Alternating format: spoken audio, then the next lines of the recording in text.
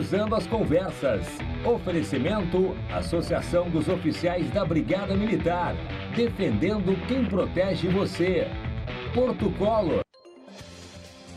Boa noite, eu sou Guilherme Macalossi. Você acompanha aqui na RDC TV mais uma edição do Cruzando as Conversas neste dia agitadíssimo.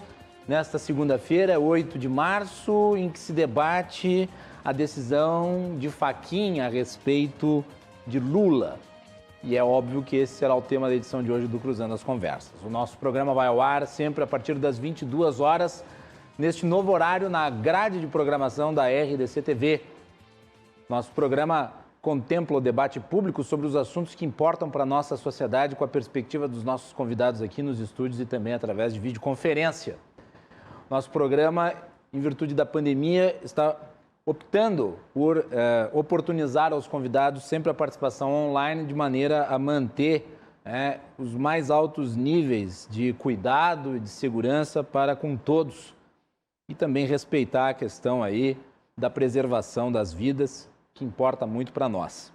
Cruzando as Conversas, portanto, terá edições um pouco diferentes das habituais, aqui com os convidados pessoalmente no estúdio. Vamos priorizar as interações através das videoconferências e esperamos que isso não dure muito tempo. Esperamos que a gente possa em breve se reunir novamente aqui nos estúdios da forma como estávamos fazendo antes de ter esta quantidade absurda de casos, que preocupam e que obviamente levam a nossa sociedade a refletir sobre a questão da pandemia.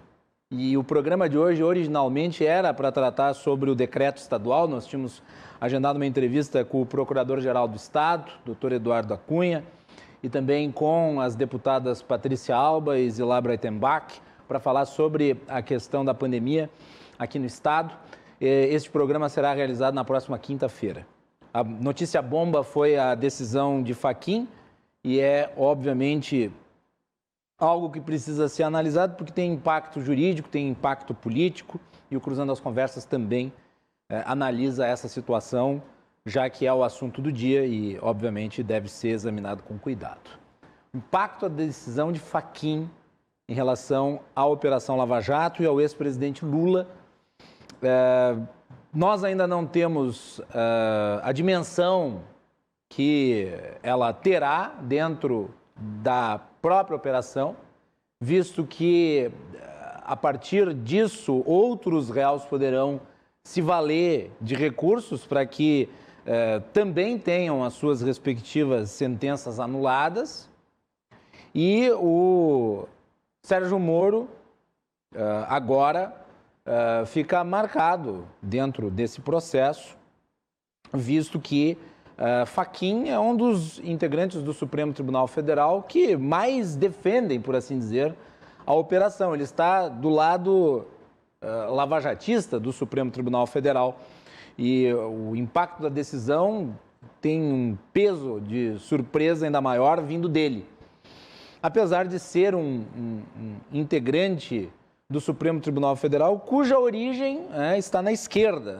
Fachin foi nomeado por Dilma Rousseff, com a bênção do MST e de movimentos sociais, e chegando à Suprema Corte, acabou se colocando muitas vezes contra os interesses da legenda do partido, a visão do Partido dos Trabalhadores, sendo muitas vezes criticado, e agora era identificado como um ministro essencialmente lavajatista, e agora se modifica aí com essa decisão o fato relativo ao ex-presidente, que cumpriu pena durante um período de tempo, estava atualmente solto, estava em liberdade, e agora, com essa decisão, a não ser que eventualmente isso possa ser revertido no plenário, que eu acho improvável, ele está com as suas aptidões políticas, seus direitos reestabelecidos, sendo um nome aí a se considerar no processo eleitoral de 2022. Nós vamos tentar, na edição de hoje do Cruzando as Conversas, analisar toda esta situação. Nosso programa é um oferecimento da Associação dos Oficiais da Brigada Militar, defendendo quem protege você. de Portocolor Soluções Gráficas. A Portocolor atende pelo WhatsApp e você pode ter os serviços dela na sua casa pelas redes sociais. Você acompanha o nosso programa pelos canais 24 e 524 da Claronet e pelas redes sociais, @RDCTV Digital, em todas as plataformas, no Instagram, no Facebook, no Twitter e no YouTube.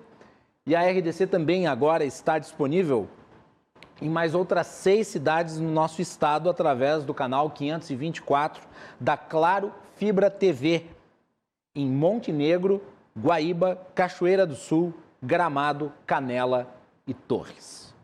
Participam da edição de hoje do Cruzando as Conversas o advogado Dr. Antônio Augusto Maier dos Santos, que, além do seu trabalho na área do direito, também é um especialista na questão eleitoral e professor. Está aqui conosco na edição de hoje. Doutor Antônio Augusto, seja muito bem-vindo, boa noite.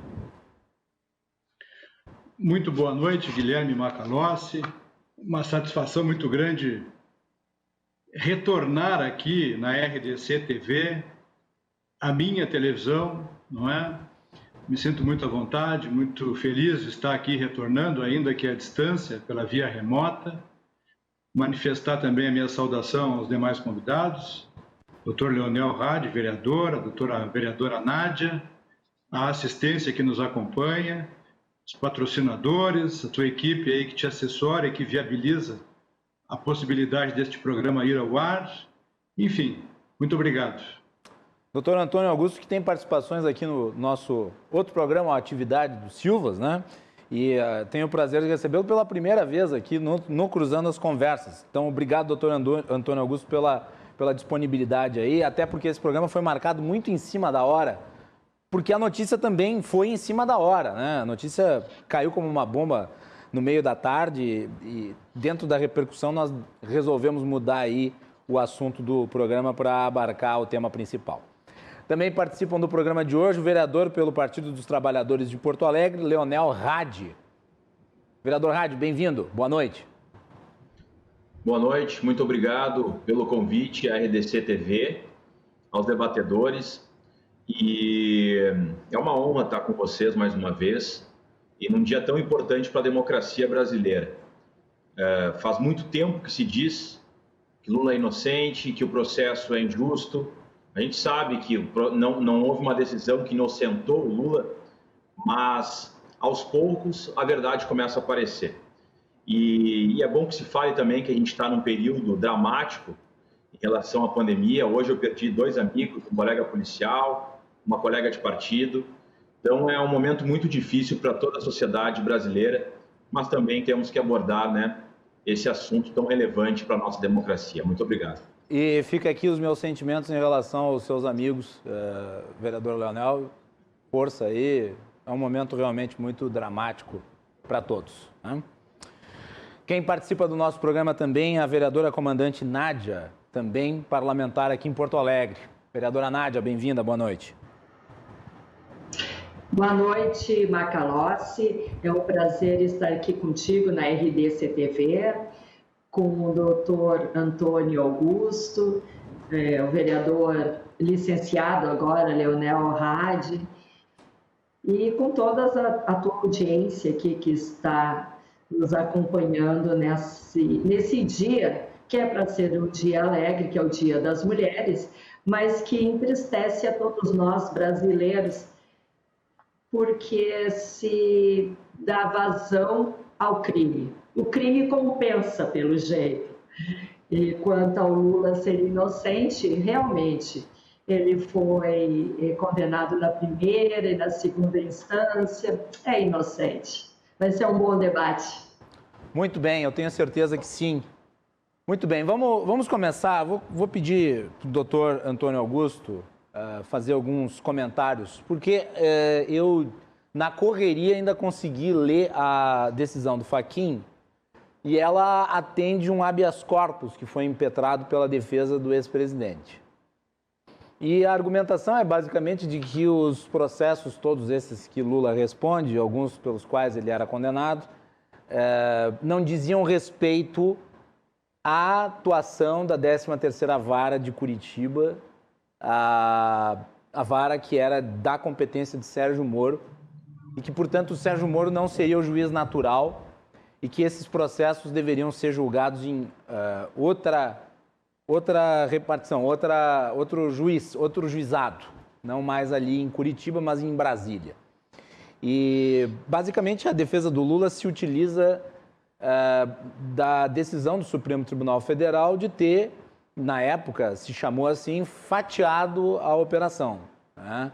Estabelecendo que haveriam diversos ambientes de análise dos processos, não apenas em Curitiba, e que em Curitiba ficariam unicamente os processos com relação à Petrobras, no caso. Todos os casos relativos à Petrobras ficariam em Curitiba. E a defesa do Lula diz que nesses processos envolvendo o Lula, que estão em Curitiba, não haveria ligação com a Petrobras, e a decisão do Fachin foi favorável a essa tese. Como é que tu analisa o processo, o senhor que é um conhecedor do direito? Bom, Macalossi, inicialmente eu quero já pedir desculpas aqui antecipadas, porque conforme a querida Nanda Miller, quando ela contactou comigo e fez o convite, eu às 22h55 preciso me ausentar do programa porque eu tenho um outro compromisso. Nós estamos cientes, doutor. Estamos cientes. Então, desde já peço minhas escusas aqui.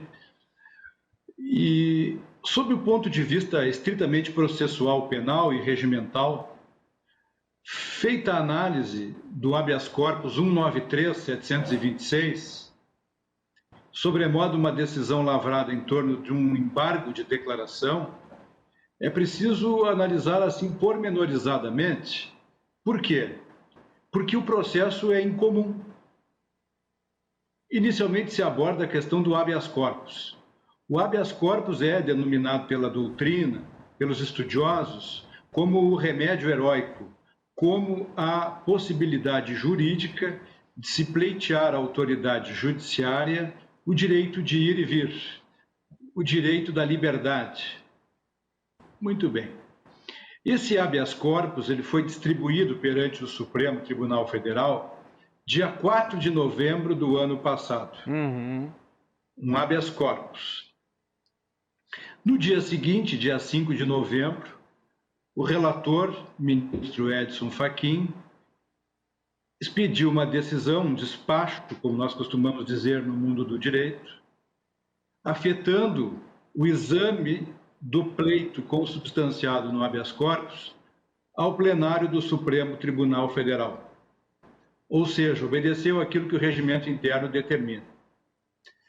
No dia 11 de novembro, sobrevém, então, um embargo declaratório da lavra da defesa do ex-presidente Lula, alegando uma série de questões atreladas à competência, mais fixado no debate em torno do litígio travado em Curitiba, onde o titular da ação é o Ministério Público, envolvendo lá as questões da Odebrecht e da Petrobras.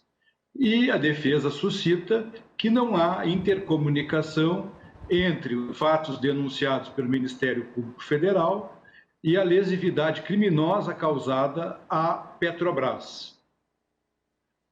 Muito que bem. Entretanto, como disse o vereador Leonel, nós não temos uma decisão absolutória, nós temos uma decisão anulatória. A decisão é monocrática e anulou. Entretanto, esse é um episódio que merece ser destacado. Pode falar em absolvição. O que houve foi o declínio de competência, a determinação da remessa dos autos de Curitiba à vara criminal competente do Distrito Federal, em Brasília. Uma segunda questão que merece ser observada e que chama muito a atenção é que o regimento interno do Supremo Tribunal Federal, no seu artigo 305, redigido em gramática inconcussa, incontroversa, diz lá que há a vedação da possibilidade da remessa das decisões lavradas pela turma ou pelo relator, determinando a remessa dos autos ao plenário da Corte. Ora, o embargo declaratório é sabidamente um recurso. Não há possibilidade da oposição de embargos declaratórios se não há uma decisão. A decisão foi lavrada no sentido de determinar a remessa dos autos ao plenário. Muito provavelmente, se tivesse sido cumprido nos momentos iniciais do despacho, já teria sido julgado, porque nós estávamos ali no dia 11 de novembro. e com a estranha celeridade em muitos processos que o Supremo vem julgando, não seria surpresa se mais este fosse julgado também. Né? Me refiro a essa estranheza porque milhares de processos estão lá travados no Supremo Tribunal Federal sem decisões, mas alguns merecem um tratamento específico. E não é só esse. Inúmeras matérias o Supremo não confere isonomia no tratamento. Isso não é uma crítica exatamente a esta ação, a esse habeas, é uma crítica ao Supremo, que hoje é um tribunal bem menor do que já foi. E também tem que levar em conta uma questão atrelada a isso, que não há manifestação da Procuradoria-Geral da República nos autos desse habeas corpus. Portanto, me parece que a questão relacionada à admissibilidade do habeas pela via do embargo declaratório, ela viola expressamente o regimento interno do Supremo. As pessoas que podem estar nos ouvindo poderão aludir, mas é uma filigrana jurídica, é uma questão de menos importância. Não, o direito ele vale ou não vale, ou ele é fictício ou ele é real. Eu prefiro acreditar que ele seja real e que o embargo declaratório, pelo menos eu aprendi na minha faculdade de Direito, e sou formado há quase 30 anos, tenho militância na advocacia exatamente há esse tempo. Então, eu penso que, como se foi ensinado, se ensina e se aprende que o embargo declaratório é um recurso, a decisão violou o regimento interno do próprio Supremo Tribunal Federal. E, por fim, eu entendo que, do ponto de vista do processamento, a decisão se deu hoje, não é? Dia 8 de março de 2021. Esse processo se encontra lá no Supremo tombado desde o dia 4 de novembro. A decisão tomada pelo ministro Fachin hoje, surpreendendo o mundo jurídico, inclusive os seus colegas do Supremo, ela foi lavrada praticamente 4 meses após a distribuição. Agora, o Procurador-Geral da República, que deverá recorrer dessa decisão, ele terá pouquíssimos dias.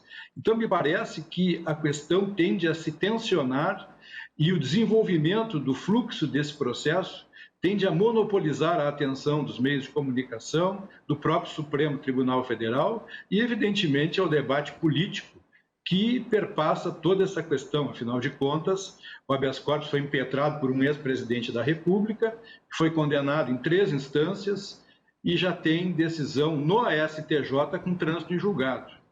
Então, a matéria vai ao Supremo, será deliberada pelo Supremo, e é importante, penso que essa é uma matéria de senso comum, o Supremo Tribunal Federal hoje, dentre os seus vícios de comportamento, padece de um que me parece o mais grave, que é o monocratismo, que é o fomento das decisões individuais, preterindo as decisões colegiadas. E aí causa espécie, porque o ministro Fachin determinou a remessa dos autos ao pleno e sobrevém um embargo declaratório. Me parece algo estranho que num embargo declaratório se dirima a questão de competência, tendo já todos esses processos tramitados em primeira instância, segunda instância e terceira instância, no caso o STJ. Então, realmente, o processo é caracterizado por uma série de peculiaridades que deverão ser dirimidas no debate colegiado, que penso também não deve demorar, porque a matéria tem uma polpa viva e isso tende realmente a impulsionar o seu andamento, até porque todo o conjunto da sociedade agora estará atento e talvez alguns segmentos até vigilantes com relação ao agendamento dele pelo plenário após o fluxo normal, ou seja... E lhe surpreendeu, doutor Antônio Augusto, a decisão vinda do Fachin? Surpreendendo em que aspecto? Em termos da postura dele em relação ao caso, ele que, na maior parte das vezes em que se manifestou através dos autos, foi atendendo à Lava Jato e não contrariamente aos interesses da operação.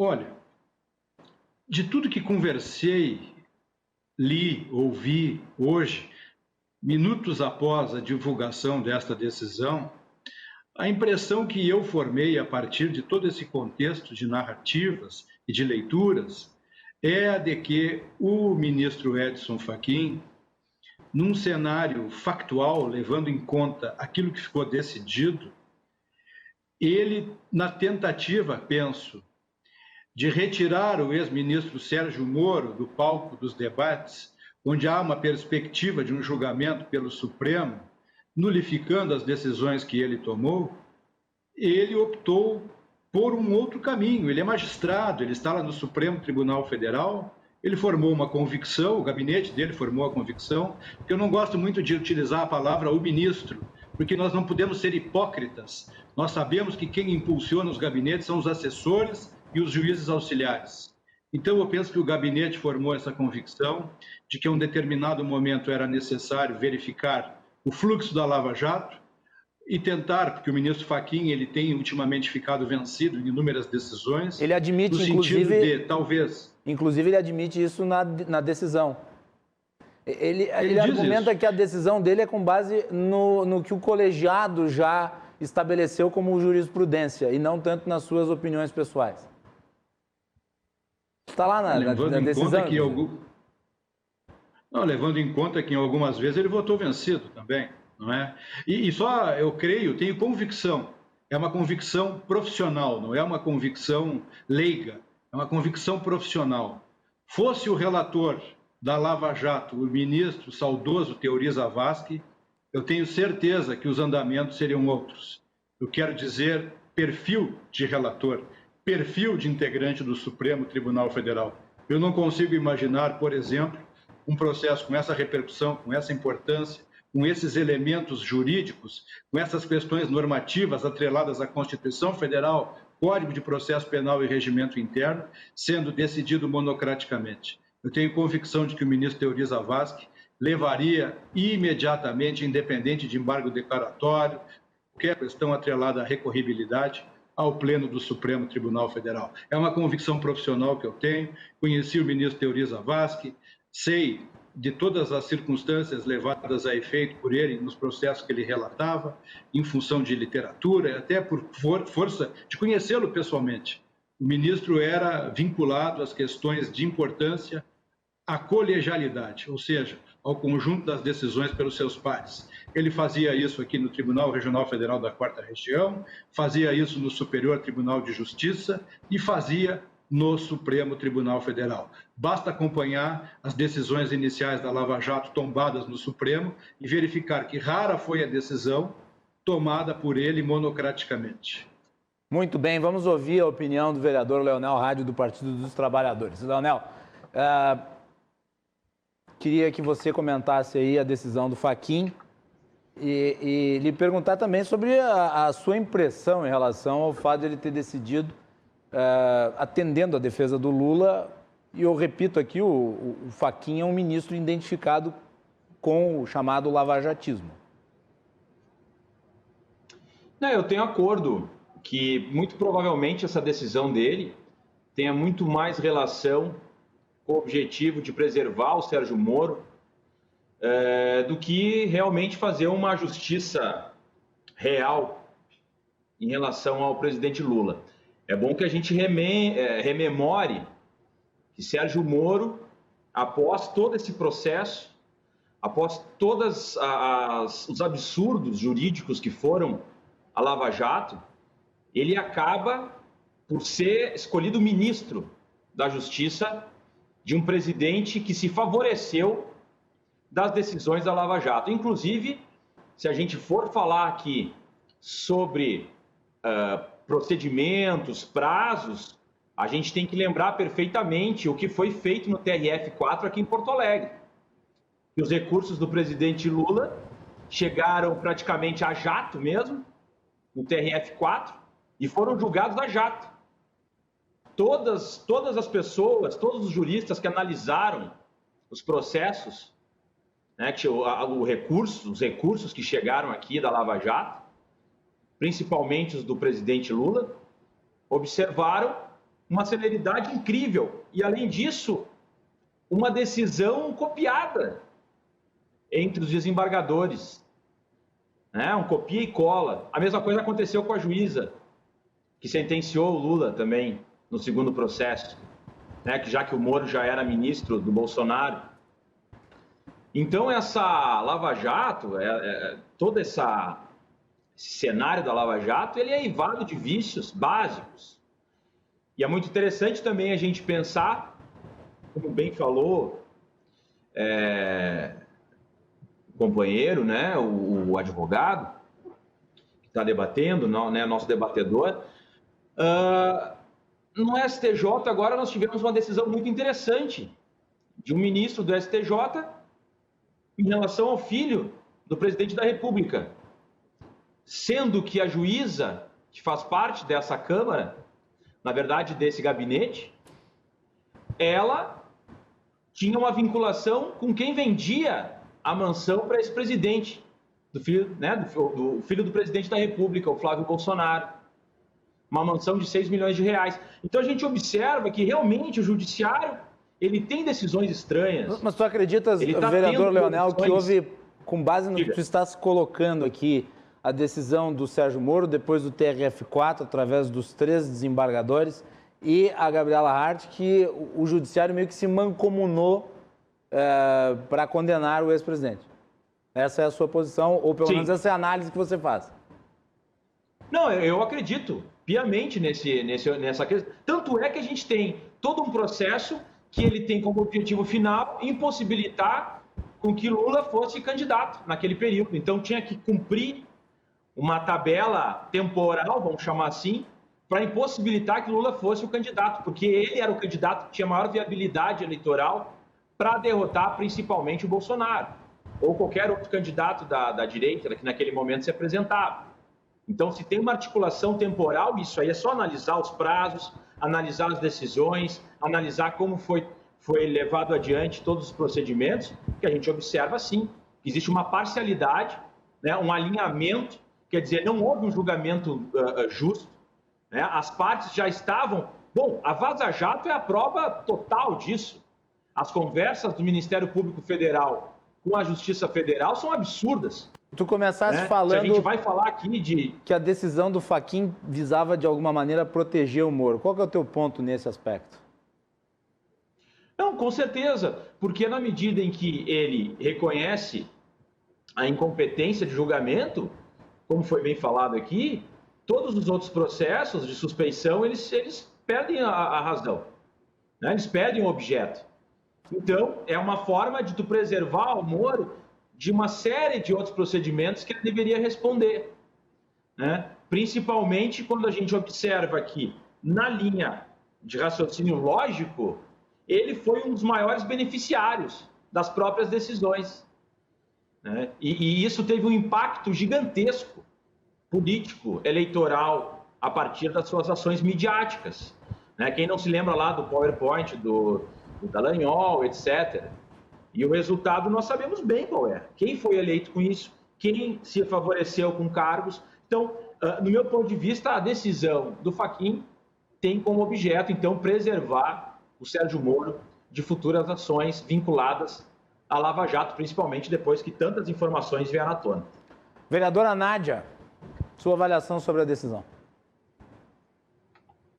Como eu havia falado, né, Macalossi, infelizmente nós vemos nesse momento uma anulação de apenas uma ação penal, né, que não houve a anulação de apenas uma ação penal, aliás, mas de 4, e que aqui é importante falarmos do que está sendo anulado, né, o triplex do Guarujá, que teve uma condenação em julho de 2017 por corrupção e lavagem de dinheiro, confirmada em segunda e terceiras instâncias, que levou o ex-presidente a ficar preso por 580 dias.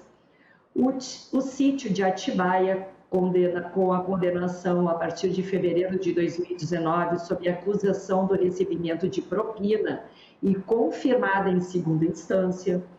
As doações do Instituto Lula, neste caso, são 2 ações que ainda não tinham sentença em primeira instância, mas que nós vemos, ademais, na decisão, o próprio ministro Fachin afirma que herdou os feitos do ministro Teori Zavascki, muito bem lembrado aqui pelo doutor Antônio Carlos, em 19 de janeiro de 17.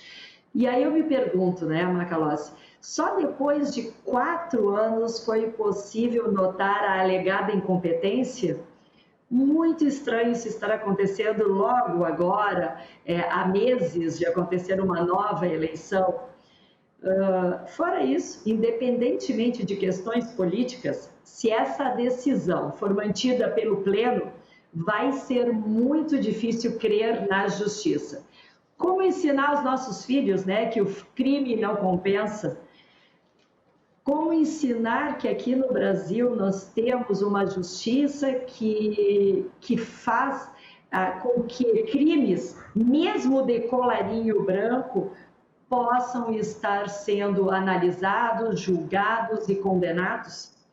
Estamos aí vendo o aumento do dólar, a inflação, todas as consequências aí dessa ação tão sutil do ministro Edson Fachin. Efetivamente, a Operação Lava Jato trouxe a esperança para os brasileiros.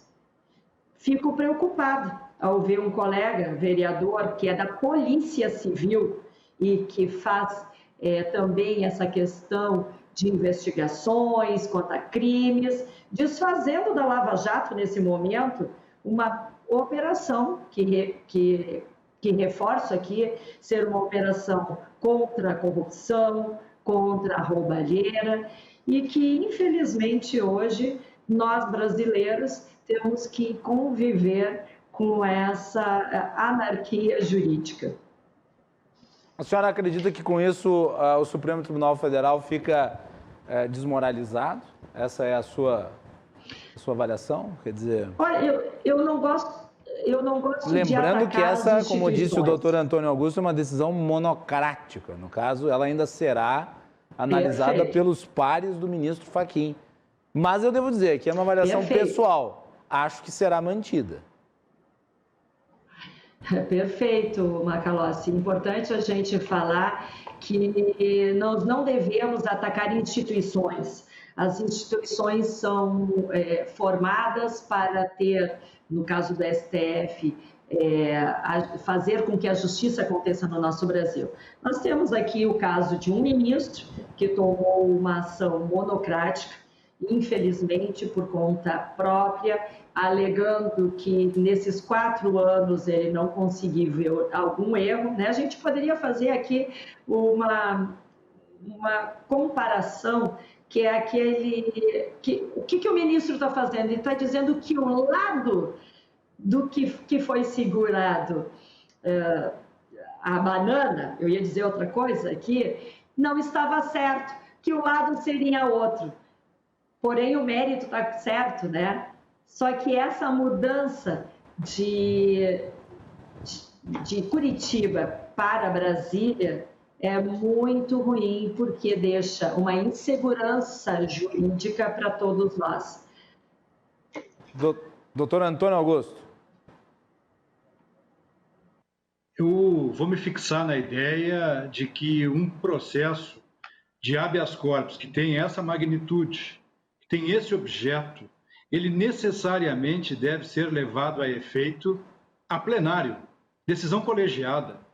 Imediatamente, quer dizer, o ministro deveria ter afastado a sua decisão, devia não ter tomado uma decisão monocrática e levado isso aos seus pares, é isso?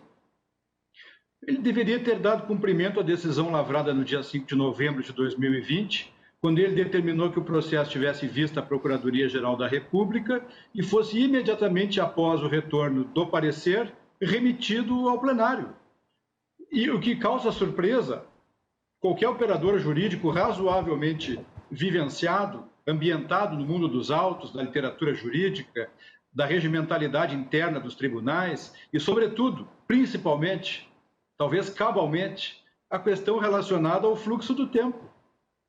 Essa ação relacionada ao ex-presidente Lula, ou estas ações relacionadas a ele, já estão julgadas em primeira, segunda, algumas já em terceira instância. Portanto, é tempo suficiente para que se possa arguir a incompetência absoluta da matéria, da relatoria, da decisão do sorteio.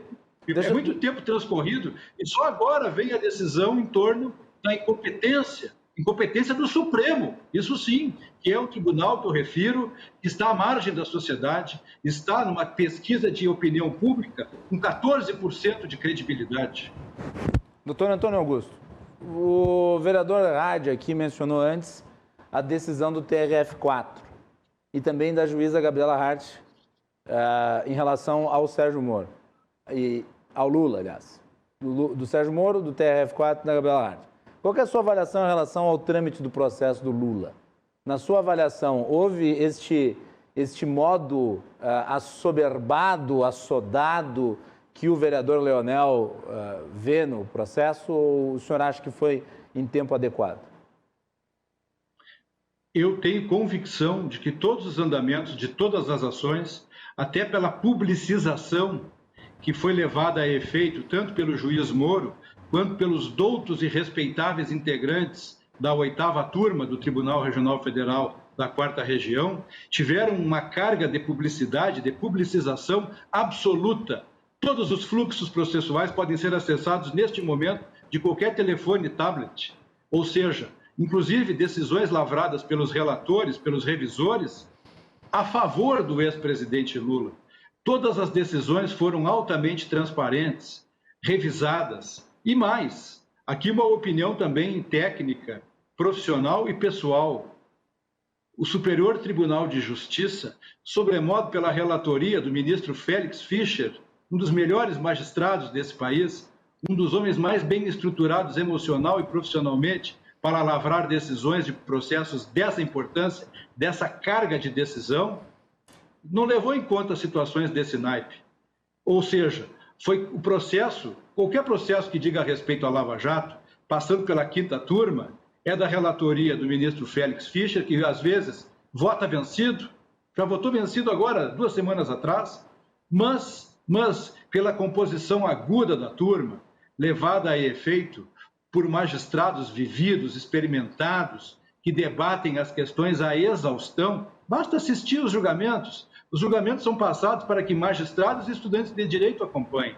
Ou seja, é de franca compreensão. Então eu divirjo do vereador, eu entendo que as decisões tomadas tanto pelo doutor Sérgio Moro, quanto pela 8ª turma, quanto pela 6ª turma, 5ª turma do Superior Tribunal de Justiça, pela abundância da transparência, pelo televisionamento, pelo fácil acesso, pelo fluxo processual facilmente perceptível, acompanhável, eu penso que não é possível atribuir tratamentos céleres em demasia, que houvessem a capacidade de causar algum prejuízo à defesa, algum cerceamento de defesa, algum tipo de lesão processual que pudesse resultar na classificação de nulidade. Tanto é verdade que as instâncias ordinárias e uma extraordinária, que é o STJ, não detectaram essas alegações. E aí o Supremo Tribunal Federal, numa situação que me parece classificável como extraordinária, porque o habeas corpus no Supremo Tribunal Federal é um procedimento extraordinário, o ex-presidente não tem foro, as matérias levadas a efeito pelo STJ são de competência infraconstitucional, lá não houve arguição de nulidade, lá transitaram em julgado as decisões, elas já estão tombadas com autos próprios no Supremo Tribunal Federal, e a mim, confesso que causa estranheza e um impacto muito grande, que o ministro, 10 dias após a decisão que tomou relativamente à remessa dos autos ao plenário, examinando um embargo declaratório, profere uma decisão com 46 páginas, decretando a nulidade por força da recepção da denúncia do Ministério Público. Eu confesso, eu fiquei um pouco surpreso, não posso dizer que fiquei totalmente surpreso, porque do Supremo eu já não espero mais nada, eu nem me surpreendo mais, assim como milhares de operadores jurídicos já não se surpreendem com as decisões do Supremo. Supremo Tribunal Federal, que teve ministros do porte de Prado Kelly, ministros de uma característica jurisdicional absolutamente distinta, Pedro Lessa, Carlos Veloso, César Peluso, ministros que pertenciam a uma outra escola. Então eu confesso que fiquei surpreso, porque a decisão tem 46 páginas e ela foi lavrada praticamente 4 meses após o tombamento dos autos. Causa uma estranheza e causa uma disparidade no trabalho, que agora o Procurador-Geral da República terá poucos dias. Vai ter que enfrentar 46 densas laudas, sob o aspecto do convencimento do ministro, não estou dizendo que ele está certo, estou dizendo do convencimento do ministro, terão que ser enfrentadas pelo procurador agora num diminuto espaço de tempo. Isso não é paridade de armas. Eu, inclusive, penso que a decisão surpreendeu o próprio Supremo. Aí porque eu digo, ressalto, reafirmo, tenho convicção absoluta.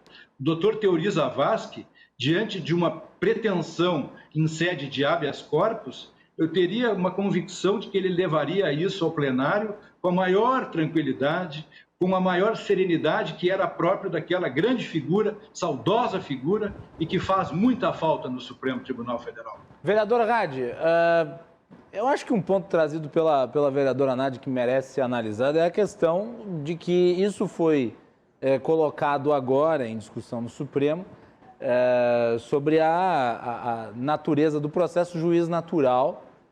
E eu gostaria de lhe perguntar se isso não revela por parte do Supremo um casuísmo. No caso, isso não deveria ter sido identificado lá atrás?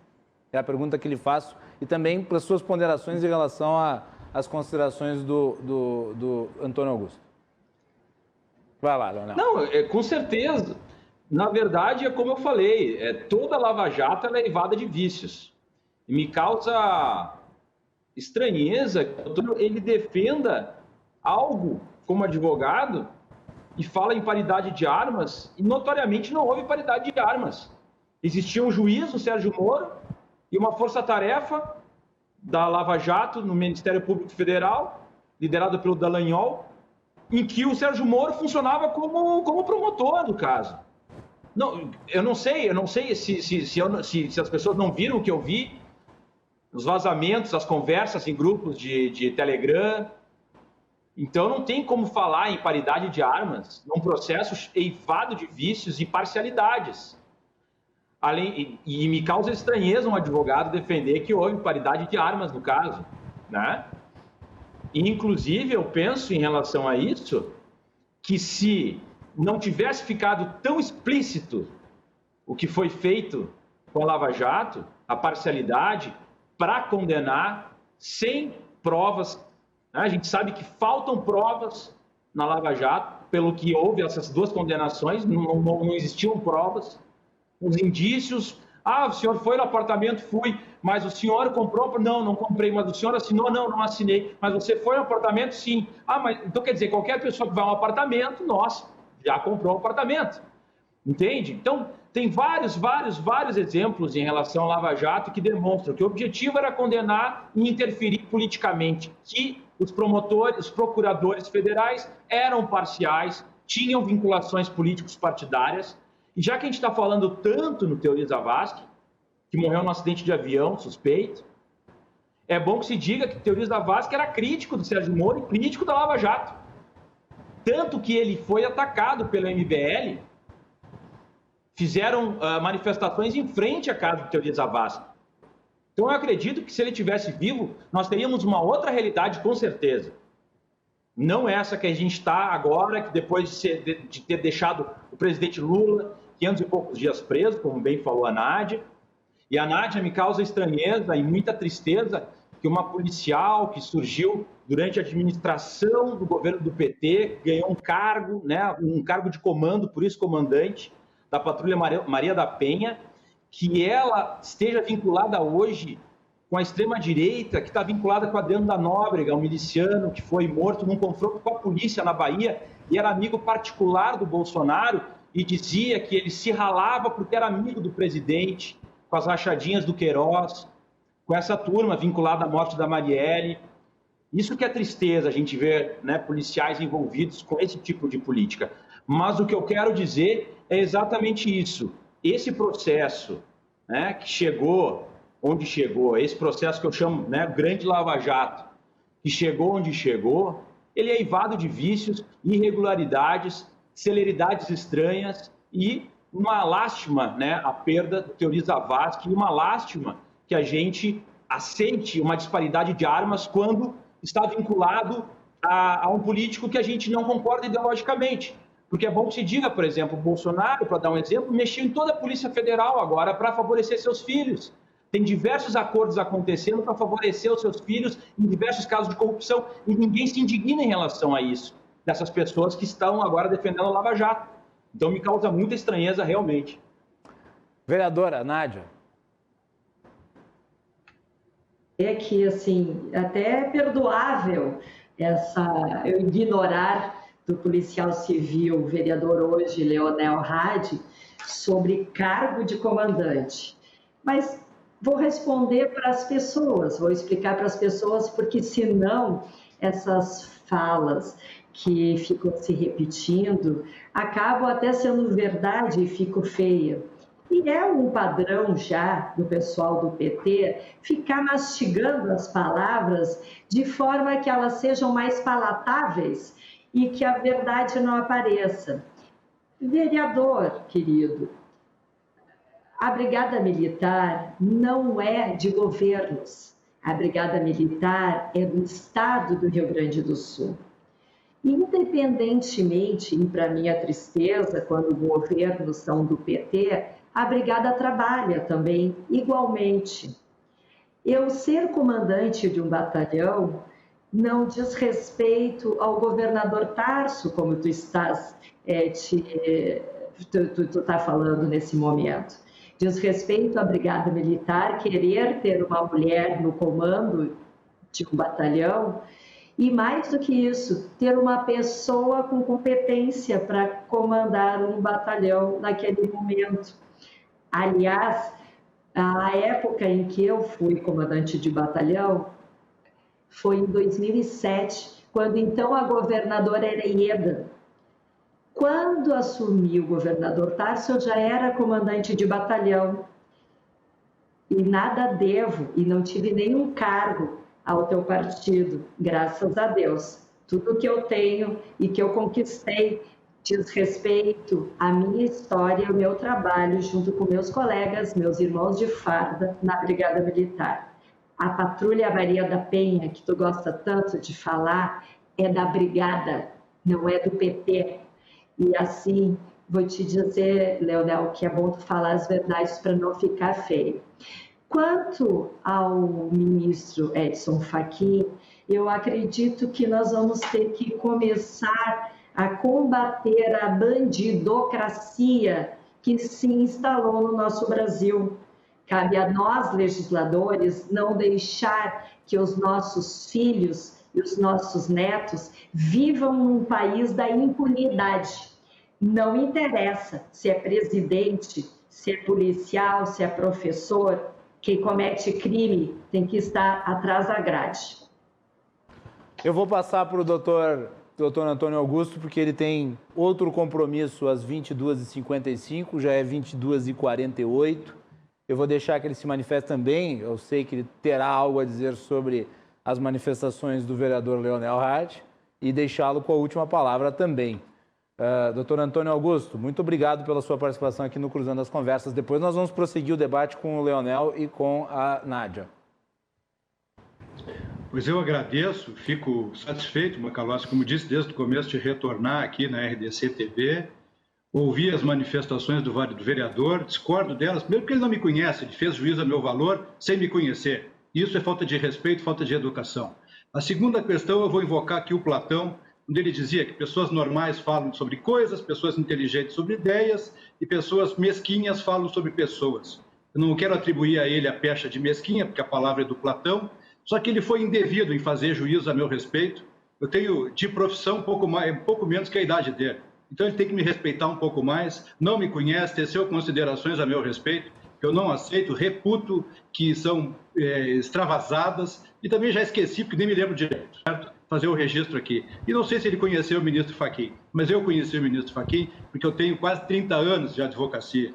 Então eu conheço muita gente aqui e, inclusive, faço aqui com lamento o registro do falecimento do ministro Fachin, que eu tenho certeza que a presença dele no Supremo Tribunal Federal seria outro veludo, outro patamar de jurisdição e outro patamar de decisões, seja no cenário individual, nas monocráticas, quanto nas decisões colegiadas. Então fica aqui o meu registro de inconformidade com avaliações acerca do que eu disse, do que eu não disse. Sou advogado formado, tenho muita bagagem, muita poeira na estrada e sou um advogado militante. A minha advocacia é o meu ganha-pão Então, eu não me intimido com discurso político, eu advogo há quase 30 anos, então eu não me intimido com retórica política, retórica partidária, eu sou vacinado contra isso, vacinado. O meu mundo, a minha esfera de órbita é a da lei, a do direito. Eu tive, quiçá, os melhores professores da década de 90, dentro da Faculdade de Direito da Pontifícia Universidade Católica. Então, eu sou muito bem formado, grato ao meu pai e à minha mãe, que custearam os meus ensinos, os meus estudos. E se hoje eu tenho a oportunidade de estar aqui na RDC debatendo e repudiando a decisão do ministro Fachin como uma decisão exótica, uma decisão que contraria o regimento interno, que viola as próprias jurisprudências do STJ e do Supremo, e, sobretudo, ele é um professor de processo de direito civil, ele caiu de paraquedas na relatoria da Lava Jato. Então, eu penso, inclusive, que há uma desconformidade nisso.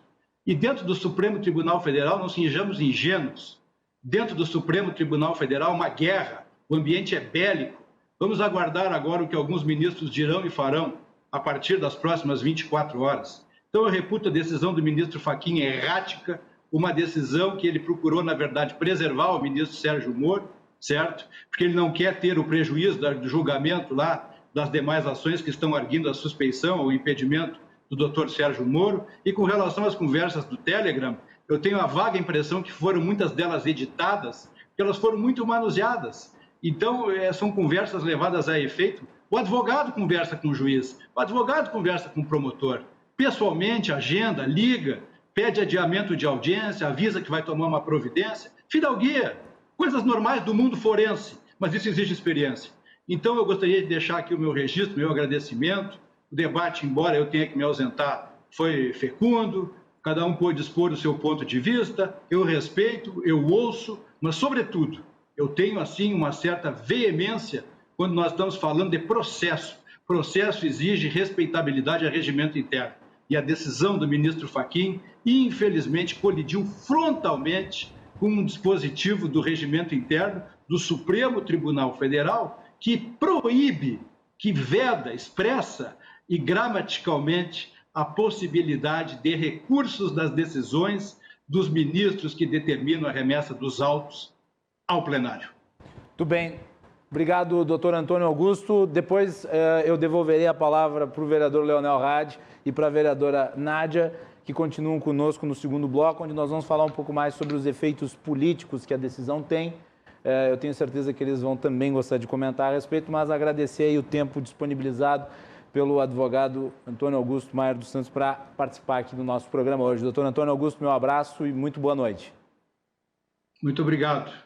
Muito bem. Vamos fazer um break, voltamos na sequência com o Cruzando as Conversas, que hoje debate a anulação das sentenças contrárias a Lula, feitas por Fachin através de uma decisão sobre habeas corpus prolatada hoje em caráter monocrático.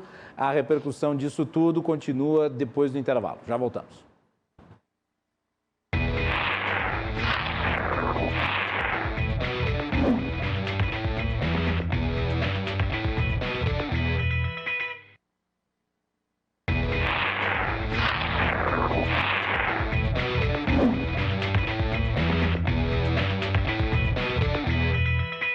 Estamos de volta aqui com o Cruzando as Conversas. Hoje estamos examinando a decisão do ministro Edson Fachin em relação ao habeas corpus impetrado pela defesa de Lula. Decisão do Fachin anula as sentenças já prolatadas em relação ao ex-presidente Lula e o recoloca no páreo da eleição de 2022, uma vez que com esta anulação dos processos que estavam em tramitação, o ex-presidente agora tem os seus direitos políticos conferidos novamente. O nosso programa é um oferecimento da Associação dos Oficiais da Brigada Militar, defendendo quem protege você.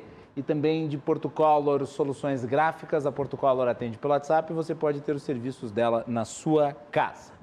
O Cruzando as Conversas está sendo transmitido pelos canais 24 e 524 da Claronet, em todo o Rio Grande do Sul, nas principais praças, e agora também com uma novidade, em mais 6 cidades, através do canal 524 da Claro Fibra TV, em Montenegro, Guaíba, Cachoeira do Sul, Gramado, Canela e Torres e RDC, expandindo as suas fronteiras, ampliando a sua audiência aqui no estado do Rio Grande do Sul.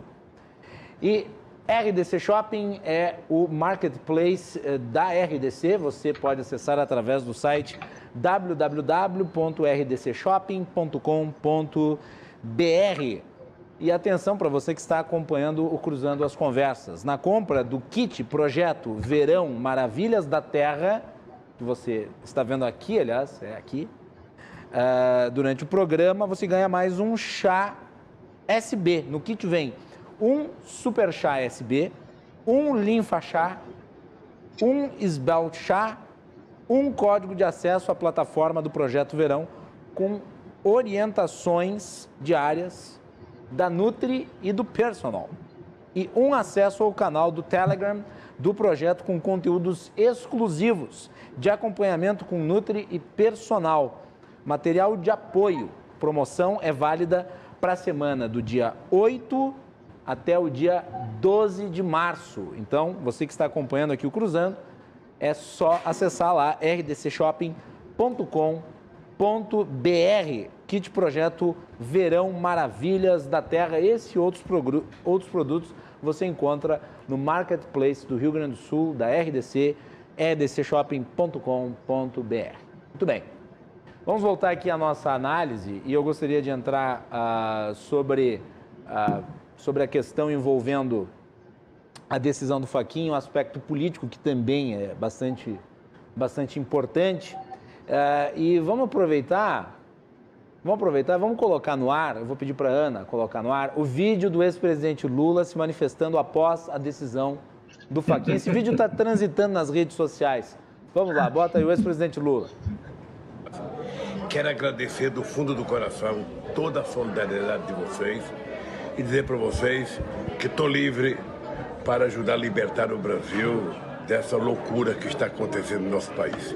É preciso cuidar da educação, cuidar do emprego, cuidar do salário, cuidar da cultura, cuidar do prazer e da alegria. Aliás, a juventude não vive se não tiver prazer, motivação de vida. E é isso que nós temos que oferecer para vocês. Beijos. Leonel, o que seria cuidar do prazer? Vamos...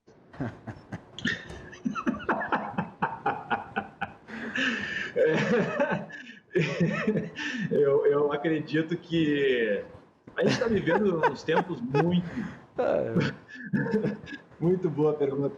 A gente está vivendo tempos muito picudos, né? Acho que essa situação da pandemia, da violência, a violência política, né? Porque uma coisa eu sempre penso, a gente pode ser duro no debate político, mas a gente não precisa levar isso para o nosso dia a dia, né? No momento do debate político, a gente é duro, a gente pisa, né? Isso faz parte. Agora, no nosso dia a dia, a gente não precisa extrapolar essas divergências. E eu acredito que essa lógica que ele traz é uma leveza que está faltando, né, no nosso país. Assim, todo dia as pessoas morrendo, milhares de pessoas morrem por dia. A gente bateu aí um número de 1.500 mortes. E aí a gente tem um presidente, por exemplo, que, cara, manda não chorar, não faz mimimi, enfim. Então, eu acho que essa ideia do prazer que ele quer dizer é as pessoas poderem se vincularem novamente, terem um tesão novamente pela vida, né? Que isso está faltando no nosso país. Ô Rad, deixa eu aproveitar e lhe perguntar e fazer uma pergunta provocativa para você que é do Partido dos Trabalhadores e o Partido dos Trabalhadores empreende em relação à Operação Lava Jato, um monte de críticas. E a minha pergunta é a seguinte: o PT não se transformou ao longo do tempo na vítima daquilo que semeou no seguinte sentido? As duas principais leis que são utilizadas pela Operação Lava Jato para produzirem resultados foram durante o período petista aprovado. No caso, a Lei das Leniências e a Lei da Delação Premiada. E a maior parte do Supremo Tribunal Federal que votou pelas condenações, inclusive de agentes petistas, ou que deu razão às decisões da Lava Jato, foram também nomeados pelo PT, em especial no período da Dilma Rousseff. O PT, como é que vê a questão da Lava Jato em relação ao que ela produziu e de onde ela veio? Quer dizer, o PT tem culpa no cartório, Leonel Rad? Excelente pergunta. É a minha especialidade. Muito se falou, né, durante muito tempo. muito se falou durante muito tempo que o Partido dos Trabalhadores ele estava aparelhando as instituições. Era um grande argumento da direita, era o aparelhamento das instituições pelo PT. Inclusive, tem gente que diz que a esquerda aparelha escolas, daí vem com papo de escola sem partido, mas é a mesma lógica. E nós observamos com a Lava Jato, né, com todos esses acontecimentos, que isso é uma inverdade. Porque, caso contrário, se tivesse aparelhado de fato, como é que tu pensa que, digamos, o líder máximo de um partido, que teria toda a condição de ser eleito presidente, ele é colocado na cadeia de forma injusta, a partir de uma série de articulações notoriamente injustas, imorais, muitas delas. Então, agora, ao mesmo tempo, fica demonstrado que o PT também deixou com que os órgãos de controle fizessem o seu trabalho, bem ou mal, mas deu independência à Polícia Federal, deu independência à CGU, ao TCU, a todos os órgãos de controle, mesmo aqueles que não tinham ingerência direta como executivo, mas não fez nenhum tipo de pressão para que existisse, né, uma blindagem, digamos, diferentemente do que acontece hoje. Hoje nós temos aquela velha história, né? A corrupção acaba quando a gente não divulga mais. Por isso que é muito fácil, durante a ditadura, regimes autoritários, não dizer que não existe corrupção, porque o jornal é controlado, a censura está, né, tá acontecendo, quem é divergente é preso e torturado. Agora, numa democracia, quando todos os órgãos estão plenos, quando todos eles são independentes, sem ingerências político-partidárias, as coisas mudam de figura. Agora, infelizmente... Eu compreendo, mas a minha pergunta é no seguinte sentido, o PT não semeou, em certo sentido, esse ambiente de lavajatismo? Porque eu lembro, na época do Fernando Henrique Cardoso, havia um procurador de justiça, o Luiz Francisco de Souza, que ele adotava um padrão de conduta, e era muito celebrado na época, que é parecido com esse que é criticado em relação ao do Deltan Dallagnol. Quer dizer, eu até disse que o Luiz Francisco de Souza é uma espécie de australopithecus do Deltan Dallagnol.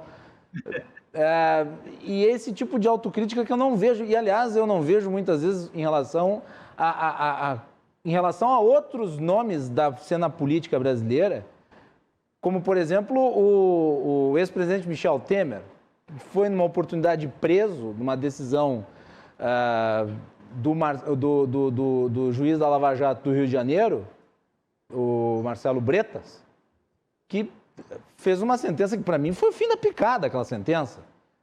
Mas na oportunidade eu vi as pessoas que diziam exatamente a mesma coisa em relação ao Lula, que ele era perseguido, que o processo era injusto, que era inadequado.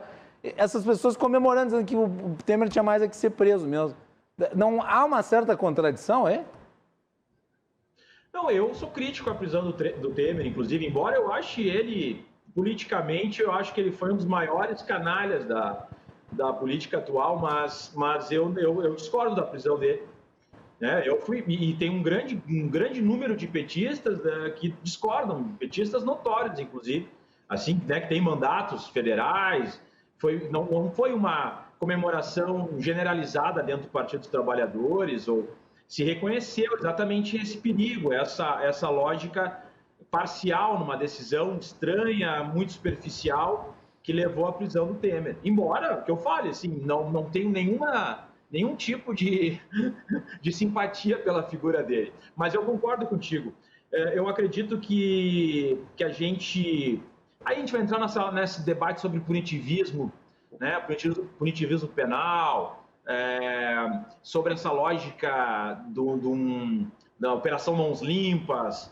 Mas eu penso que a estrutura da Lava Jato ela tem muito mais a ver com a nossa lógica de uma elite conservadora que não aceita, né, algumas políticas de inclusão e estão representadas em órgãos, né, como o Ministério Público, como o Judiciário, que aparelham ideologicamente esses órgãos para, então, fazer o jogo político dentro desses espaços. E aí eu concordo com a comandante Nádia, né, com a Nádia, que é o seguinte aspecto: as polícias não devem, Ministério Público, Judiciário, eles não devem servir a partidos políticos. Né? Jamais, jamais. Uma pena que a gente observa que em determinados campos ideológicos, essas instituições acabam funcionando perfeitamente como braços de partidos políticos e, por exemplo, batem no Chico, mas não batem no Francisco com o mesmo ímpeto. E isso é muito complicado para a nossa democracia, o jogo fica desequilibrado e a gente observa diversos atos de corrupção acontecendo descaradamente nesse momento do Brasil e não há nenhum tipo de repercussão midiática ou tipo de repercussão jurídica, como foi, por exemplo, em relação ao Lula em específico, que é o que a gente está tratando hoje.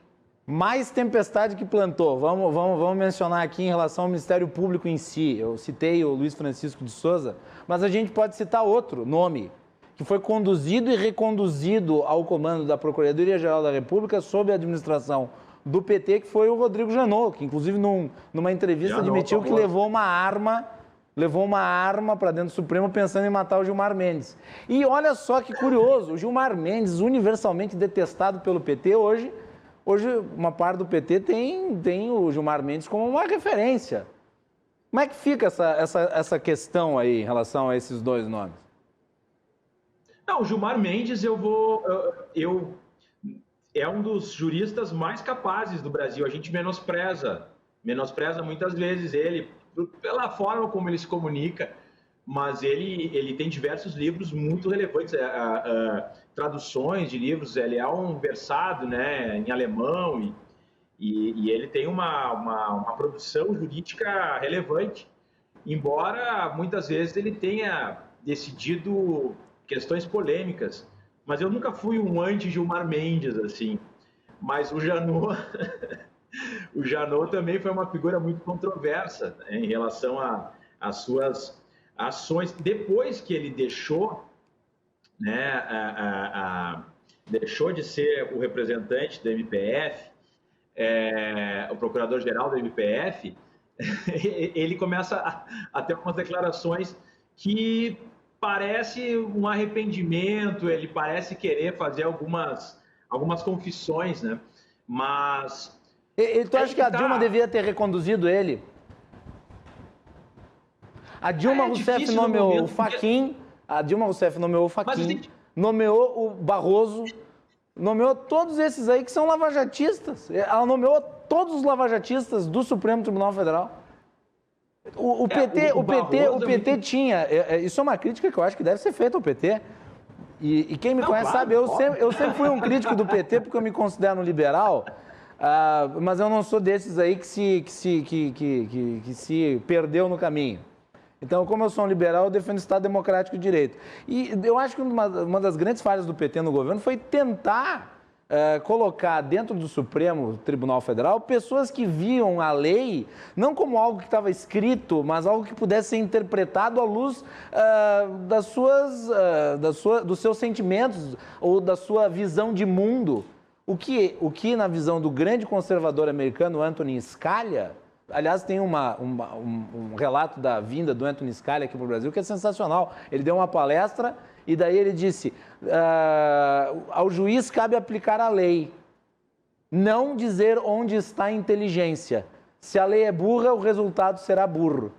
E o Barroso estava presente, ficou indignado, deu uma entrevista para o consultor jurídico, descendo o malho no Scalia, que foi nomeado pelo Reagan nos Estados Unidos, e me parece que o PT adotou esse princípio do ativismo jurídico como um critério para nomeação, e deu no que deu. Não, eu ia falar isso. Eu acho que tem uma razão nesse argumento, porque o que eu penso? Né? Quais foram? Eu nunca conversei com a Dilma sobre isso, né? E nem com o Lula. Mas eu imagino que na lógica deles, porque o Barroso, se for observar vários desses ministros, eles tinham uma literatura que pregava justamente diversos aspectos progressistas e que iam de encontro, eram contrários à legislação, né, ao que estava positivada no Brasil. Então, no meu ponto de vista, como não existiria na lógica, né, da Dilma, na lógica do Lula, vamos supor, não existiria espaço de determinadas decisões dentro do legislativo, por todas as questões que a gente sabe, né, dos jogos políticos, que são congressos aí que eles enfrentaram conservadores, que seria muito difícil de avançar em algumas pautas. Tu passaria essas pautas para decisões, né, dentro do STF, que é o que acontece, né? Diversos pontos aí estão sendo decididos, pontos mais polêmicos, mais contundentes, estão sendo decididos através do STF e não através do Congresso Nacional, que seria, de fato, o espaço adequado. Muitas dessas decisões são realmente positivas, no sentido de progressismo, né? De uma lógica progressista, mas abre esse flanco que é desconsiderar completamente aquilo, né, o direito romano-germânico, e ir para uma lógica quase de uma comum law, assim, né? E o resultado, em termos penais, principalmente daí focado aqui no caso Lula, acabou sendo um tiro que saiu pela culatra, no meu ponto de vista. Mas tu não acha que...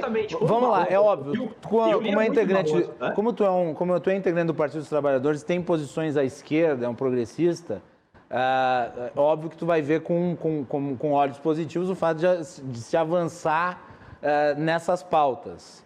Mas partindo do Poder Judiciário, essas alterações, e não da Casa Legislativa, que é da qual, inclusive, tu fazes parte, no âmbito municipal, não acha que há um vício de origem que gera esses problemas e que isso deveria ser superado, mesmo que fosse mais difícil se alcançar esses objetivos que você defende? Não, concordo. Eu não tenho discordância. Eu estou dizendo o que foi pensado na escolha desses quadros para o STF. E eram quadros assim, o Barroso foi o que me surpreendeu negativamente. Eu lia no mestrado o Barroso, diversos textos dele, e já se discutia esse ativismo jurídico. Quando ele foi nomeado, eu já tinha lido um dos livros dele, eu pensei, isso não vai dar boa coisa. Ao contrário de ti, eu não tinha expectativa nenhuma.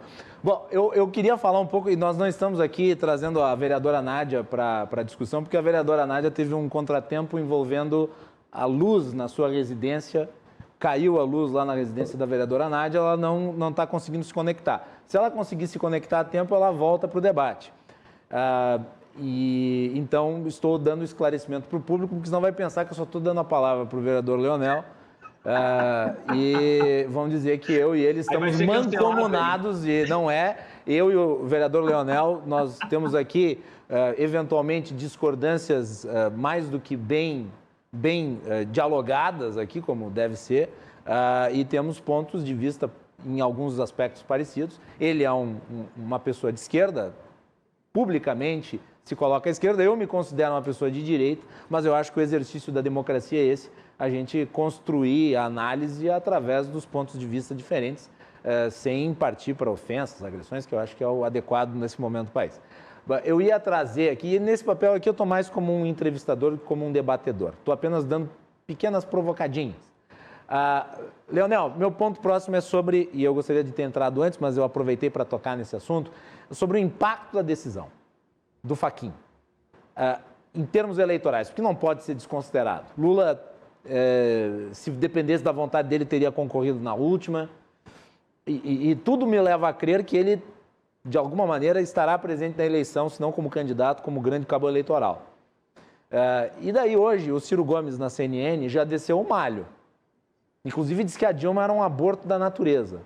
A esquerda não parece unida nem em torno do Lula. Não acha que o Bolsonaro está rindo à toa e que para o Bolsonaro é muito bom um Lula solto e um Lula com potencial eleitoral? Eu sinto muito por essas falas do Ciro Gomes. Outra pergunta. É óbvio, o Lula é um sujeito que tem uma enorme popularidade. Mas quem reconhece a popularidade do Lula não a superdimensiona? Quer dizer, não existe também um altíssimo grau de rejeição, que pode ser até maior do que o grau de rejeição ao atual presidente? São essas as perguntas. Em relação à fala do Ciro Gomes, eu realmente me entristece, porque eu acredito que o Ciro Gomes talvez seja um dos políticos mais capacitados que a gente tenha no país, em termos de conhecimento, de vivência, de articulação de ideias. Eu concordo com muitas, praticamente talvez 80% do que o Ciro Gomes ele defende, eu tenho acordo, assim. Mas ele entrou numa lógica antipetista, né? Eu acho que o objetivo dele é ampliar o espaço junto à centro-direita, né? A essa ala mais PSDB, e ele acaba entrando num discurso antipetista, tentando mostrar que eu não sou vinculado ao petismo, então, por favor, olhem para mim que eu sou uma alternativa, e ele vai acabar morrendo com isso aí politicamente. Eu não entendo alguém tão taribado, assim, tão... Ele desgasta o campo da esquerda, ele desgasta o PT de fato, desgasta o Lula, mas ao mesmo tempo ele se desgasta. Então eu não entendo muito bem qual é a estratégia do Ciro Gomes em ficar insistindo em críticas ao PT, sendo que o PT já não é governo há 5 anos, praticamente. Então tem esse aspecto. O segundo aspecto, eu acho o Lula hoje, e não é porque é do meu partido, mas honestamente, para mim são os dois maiores brasileiros no campo político da história, que é o Getúlio Vargas e o Lula. E honestamente hoje eu sempre fiquei nessa dúvida se Getúlio Vargas ou Lula eram dos maiores. E eu considero hoje o Lula o maior político da história do Brasil pela sua reinvenção constante e sua relevância desde a década de 70 na política nacional. Então, ele tem uma trajetória que, perdendo ou ganhando eleição, ele tem um impacto definidor nas eleições. Ele é o centro das eleições há praticamente 30 anos, vamos dizer assim. Né? Fora todo o tempo que ele já teve de construção anterior, constituinte, toda a história, a trajetória dele. Eu falo isso aqui, independente de aspectos ideológicos, de simpatia. Agora eu vou ter que te fazer uma provocação muito grave, muito séria.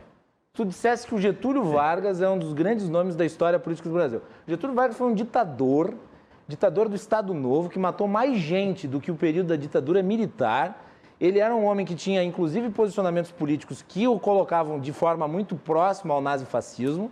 Ele mandou a esposa do Prestes grávida para um campo de concentração. Aí hoje, nas suas redes sociais, quando tu anunciou que ia participar do programa, tu, inclusive, fez uma crítica aos fascistas. Não é um contrassenso, vereador, tu fazer uma crítica aos fascistas e depois... Aliás, tu liderava um movimento antifascista entre a polícia? E daí tu... Não, eu nunca liderei. Bom, mas tu fazia propaganda, policiais antifascistas, uma coisa assim. Agora tu faz uma ódio ao Getúlio Vargas? Não é um contrassenso? Assim, independente... Não, mas eu estou falando de relevância do país. Eu não estou dizendo que eu concordo com o Getúlio Vargas ou não. Okay. Assim como tu pode dizer quais são as maiores personalidades do mundo. Tu vai botar Adolf Hitler, tu vai botar Mussolini, são as maiores, vai botar Gandhi, tu vai botar várias pessoas que tu não necessariamente concorda, Churchill, né? Mas eu estou falando, em termos de impacto político, a gente não pode negar o impacto político que teve Getúlio Vargas na constituição do Brasil como nação, da sua relevância na construção da siderurgia nacional, da Petrobras, de todo o processo que, bem ou mal, ele colocou em prática e que teve um impacto nacional, né? Tanto é que ele saiu em 45, volta na década de 50, totalmente modificado, é claro. Né? Caudilho, um ditador, década de 30. Né? Agora, a gente não pode menosprezar o impacto que ele tem na nossa sociedade e na nossa Constituição como o Brasil. Ele tem uma relevância, né? E ele ficou durante um período extenso, com várias facetas fascistas, populistas, depois cria o PTB, etc. Então, é uma figura muito controversa. Né? E eu não estou dizendo que eu concordo com Getúlio Vargas, mas eu digo, em termos de impacto político, a gente tem dois gigantes aí que a gente tem que mensurar. Né? E o Lula, para mim, hoje é maior que Getúlio Vargas. Esclarecido, devidamente esclarecido. A gente conseguiu conexão com a vereadora comandante Nádia, que... está entrando pela internet por conta, mas não tem luz na casa. Então, nós vamos colocar uma foto dela dividindo tela comigo e vamos ouvi-la. Comandante Nádia, eu gostaria da sua avaliação sobre o impacto político da decisão do Fachin em relação à eleição de 2022. Quem beneficia a decisão do Fachin, comandante Nádia?